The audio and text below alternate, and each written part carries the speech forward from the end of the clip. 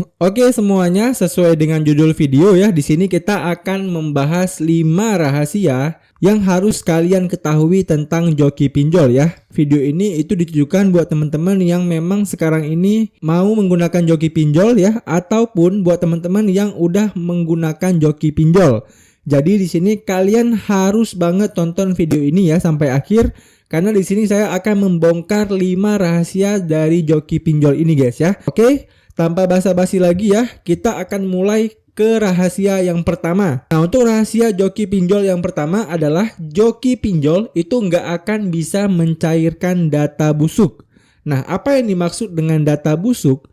Data busuk itu adalah data dari orang-orang yang pernah bermasalah dengan slik OJK ya, ataupun BI checking. Misalnya mereka itu pernah telat bayar ya, ataupun pernah gagal bayar di aplikasi pinjaman online yang legal ya. Jadi kalau misalnya mereka pernah melakukan kesalahan-kesalahan itu, maka bisa dianggap data mereka itu sudah menjadi data busuk. Nah, di sini sangat jelas ya. Artinya kalau kalian itu pernah bermasalah dengan pinjol-pinjol legal, walaupun kalian menggunakan jasa joki pinjol, yaitu tetap nggak akan bisa cair ya teman-teman. Karena memang seperti itu cara kerjanya ya. Walaupun si joki pinjol ini bilang dia punya orang dalam, ataupun dia bilang bahwasannya dia itu manajernya ya, ataupun dia punya kenalan orang-orang OJK dan sebagainya. Intinya di sini dia nggak akan bisa menghapus riwayat transaksi kalian yang pernah bermasalah itu guys ya. Jadi kalaupun nanti tiba-tiba cair, itu biasanya mereka nggak mengajukan pinjaman pinjol tersebut di pinjol legal, tapi mereka akan mengajukan di pinjol ilegal. Nah, kalau udah seperti ini, maka kalian akan rugi berkali-kali lipat. Dimana kalian udah bayar jasa jokinya, kemudian kalian juga harus bayar bunga pinjaman online-nya ya. Dan kalian juga harus masuk ke pinjol ilegal guys ya. Ya kalian tahu sendirilah ya, begitu bahayanya kalau misalnya data kalian itu udah masuk ke pinjol ilegal ya. Data kalian itu bisa disebar ya. Mereka juga akan ancam kalian dengan sangat berlebihan, bunganya juga gila-gilaan ya. Kemudian kita juga bisa masuk ke kasus-kasus penipuan guys ya. Karena kalau data pribadi kita ada di tangan orang lain itu sangat berbahaya ya, istilahnya nggak kekontrol guys ya. Jadi kalau misalnya joki pinjol itu sangat yakin bisa mencairkan pinjaman kalian ya, walaupun data kalian itu busuk, kalian harus hati-hati dengan statement itu guys ya. Saran saya jangan pernah mau menggunakan joki pinjol seperti itu. Kemudian rahasia yang kedua adalah bahkan pihak OJK sendiri ya itu sudah mengatakan bahwasannya joki pinjol itu berbahaya bagi masyarakat. Nah, ini saya kutip dari keterangan Kepala Departemen Pengawasan Lembaga Jasa Keuangan OJK ya, yaitu Pak Triyono Gani. Itu juga pernah bilang bahwasannya joki pinjol ini adalah hal yang sangat patut dihindari ya, karena menurut laporan yang masuk ke Kementerian Keuangan ada banyak sekali korban yang udah tertipu dengan adanya joki pinjol ini ya, yang awalnya para korban ini sangat butuh uang ya, malah ujung-ujungnya mereka harus mengeluarkan banyak uang. Nah, itu biasanya terjadi karena data mereka digunakan oleh penipu-penipu yang dengan segala cara ingin menguras habis uang mereka guys ya, paham ya. Jadi nanti misalnya kalian udah memberikan data kalian ke joki ini, maka data kalian akan digunakan oleh si joki ini untuk memeras kalian balik ya. Misalnya data kalian itu dijual kepada orang-orang yang nggak bertanggung jawab ya, dan sebagainya. Intinya sangat berbahaya memberikan data kalian kepada orang lain. Nah, untuk kasus seperti ini ya, berarti kita harus saling mengingatkan guys ya. Kalau tiba-tiba ada kawan kalian yang mau menggunakan jasa joki-joki pinjol seperti ini, ya berarti kalian harus mengingatkan dia ya. Jangan sesekali menggunakan jasa joki seperti ini. Karena sekali kalian memberikan akses data pribadi kalian, misalnya KTP, SIM, atau password kepada si joki pinjol ini, efeknya itu biasanya akan sangat lama guys ya, dan sangat berbahaya. Data kalian itu akan diperjualbelikan sama mereka ya. Ini adalah rahasia tentang joki pinjol yang kedua. Bahwasannya dari pihak OJK pun sudah sangat mengantisipasi terhadap joki-joki pinjol ini. Nah, kemudian rahasia yang ketiga tentang joki pinjol adalah biaya joki pinjol ini itu termasuk biaya yang sangat mahal ya. Ada dua metode pembayaran yang biasanya digunakan oleh si joki pinjol ini guys ya. Yang pertama itu metode pembayaran di awal, Lalu yang kedua adalah metode pembayaran di akhir.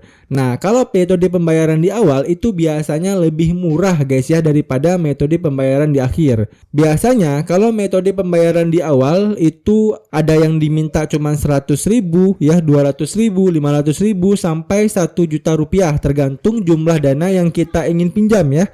Sementara kalau metode pembayaran di akhir itu biasanya menggunakan persenan guys ya. Dan persenannya itu bervariasi juga ya, ada yang mulai dari 20 sampai 50% dari dana yang cair ya. Jadi bisa dibilang selain kalian rugi dari bunga yang dikenakan pinjolnya, kalian juga udah rugi dengan membayar biaya jasa joki yang cukup mahal ini guys ya. Kemudian belum lagi kalau si joki ini menggunakan data kalian untuk pinjol ilegal, itu kalian udah triple kill lah ya guys ya. Kemudian rahasia keempatnya adalah apakah joki-joki pinjol ini ada yang amanah atau enggak? Menurut saya pribadi ya, joki pinjol yang amanah adalah joki pinjol yang kalian kenal dengan baik ya, baik keluarganya, kerabatnya, dan sebagainya. Karena kalau kalian kenal dekat dengan si joki pinjol ini, biasanya dia nggak akan neko-neko sama kalian ya, dan nggak akan mungkin juga dia mainin data pribadi kalian ya. Dan biayanya pun biasanya pasti jauh lebih murah karena dia kenal dengan kalian. Jadi kalau misalnya kalian udah buntu banget nih ya, kalian bisa gunakan joki pinjol orang terdekat kalian yang memang menguasai tentang pinjaman online ini ya. Jangan sesekali menggunakan joki pinjol yang direkomendasikan oleh orang yang kalian nggak kenal ya, misalnya kayak yang ada di kolom-kolom komentar YouTube ya, atau IG atau Facebook. Kan banyak tuh ya yang biasanya yang komen testimoninya menggunakan joki pinjol ini ya. Saya udah menggunakan joki pinjol ini ya dan ternyata alhamdulillah cair dan sebagainya. Itu kan banyak tuh ya yang komen-komen di kolom komentar seperti itu. Terus tiba-tiba ternyata si jokinya ini adalah partnernya sendiri ya. Nah, kalian jangan gampang percaya ya dengan hal-hal seperti itu juga ya. Kenapa saya bilang begitu? Karena udah ada banyak korban dari kasus-kasus seperti ini. Nah, di samping itu juga sekarang kan udah ada sistem joki pinjol COD ya. Nah, sampai saat ini saya belum riset ya lebih jauh tentang joki pinjol COD ini. Walaupun judulnya COD ya, kan tetap kita harus waspada juga guys ya. Jadi zaman modern ini, kalau kalian mau selamat, jangan pernah percaya 100% ke orang ya, karena biasanya itu akan melukai diri kalian sendiri. Jadi untuk yang kasus-kasus joki pinjol COD ini, saya belum bisa ngomong banyak ya guys ya. Buat teman-teman yang udah pernah pakai jasa joki pinjol COD ini, kalian bisa komen aja di bawah ya, bagaimana pengalaman kalian. Kemudian rahasia yang kelima tentang joki pinjol ini adalah bagaimana sih cara joki pinjol ini kok bisa terhubung dengan kalian. Nah, di sini saya mau sedikit membahas ya cara kenapa kok bisa kita tiba-tiba terhubung dengan joki pinjol ini. Nah, biasanya cara yang paling gampang adalah lewat iklan si joki pinjol ini sendiri.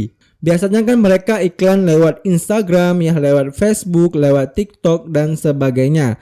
Nah, cara ini itu terbukti cara paling ampuh bagi para si penjoki ini untuk mendapatkan mangsanya guys. Karena dengan cukup membayar katakanlah 50.000 sehari ya, postingan mereka tentang joki pinjol itu bisa disebarkan ke 5.000 sampai 10.000 akun sosial media yang nggak follow mereka. Ya, belum lagi nanti ketika kalian udah lama-lama di postingan mereka ya, misalnya kalian komentar ya, ataupun like postingan mereka. Nah, maka secara otomatis algoritma dari sosial media itu, katakanlah Instagram, akan terus memberikan rekomendasi iklan joki pinjol itu ke kalian ya, karena kalian dianggap tertarik dengan joki pinjol ini guys ya. Nah, inilah yang biasanya membuat kalian akan tergoda dengan joki pinjol itu, karena mereka juga biasanya membuat sistem retargeting ads ya, untuk menyasar kembali kalian dengan berbagai objektif ads yang sesuai. Jadi bisa dipastikan setiap kalian buka IG ya, itu kalian akan dikejar terus sama iklan-iklan mereka ya. Nah, metode ini yang paling umum ya, yang biasanya dilakukan oleh joki pinjol agar mereka bisa terhubung dengan kalian ya. Oke, saya rasa cukup ya teman-teman pembahasan kali ini. Itulah 5 rahasia tentang joki pinjol yang wajib kalian ketahui ya. Semoga video ini bisa bermanfaat buat teman-teman semuanya. Sekian dari saya, sampai jumpa di video saya selanjutnya.